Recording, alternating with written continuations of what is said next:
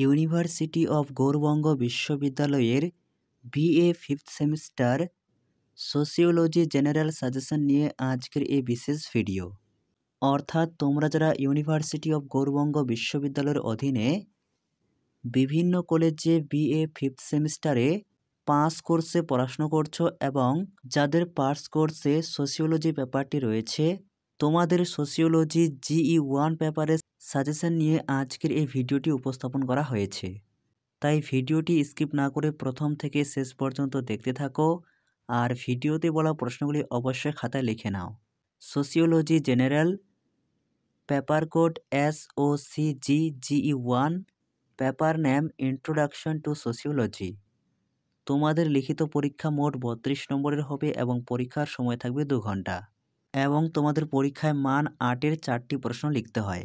মান 8-এর জন্য যে প্রশ্নগুলি পড়বে: 1. সামাজিক পরিবর্তনের সংজ্ঞা দাও, সামাজিক পরিবর্তনের কারণগুলি আলোচনা করো। 2.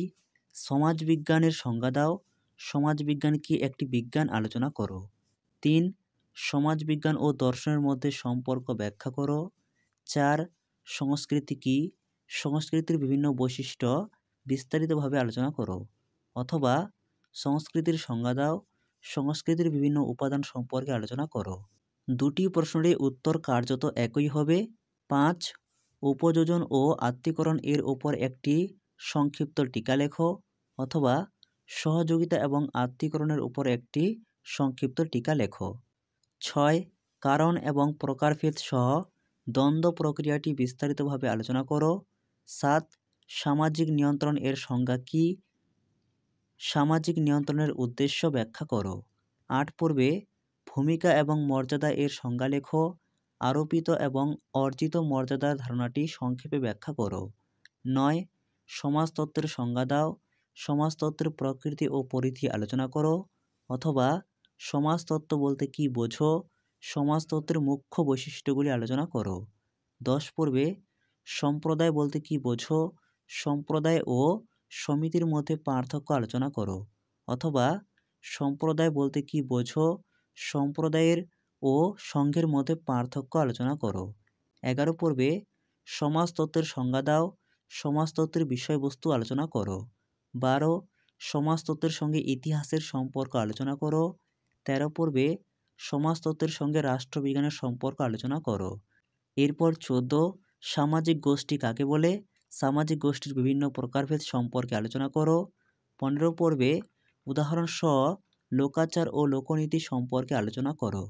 মান 8-এর এই 15টি প্রশ্ন এ বছরের জন্য খুবই গুরুত্বপূর্ণ।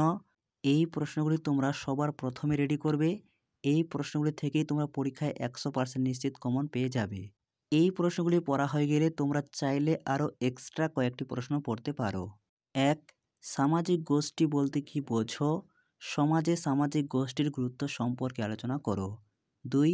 সামাজিক প্রক্রিয়া কাকে বলে, সহযোগিতা ও দ্বন্দ্ব এর মধ্যে পার্থক্য আলোচনা করো। 3. সামাজিক নিয়ন্ত্রণ কাকে বলে, বিধিবদ্ধ ও অবিধিবদ্ধ সামাজিক নিয়ন্ত্রণ বলতে কী বোঝো। 4.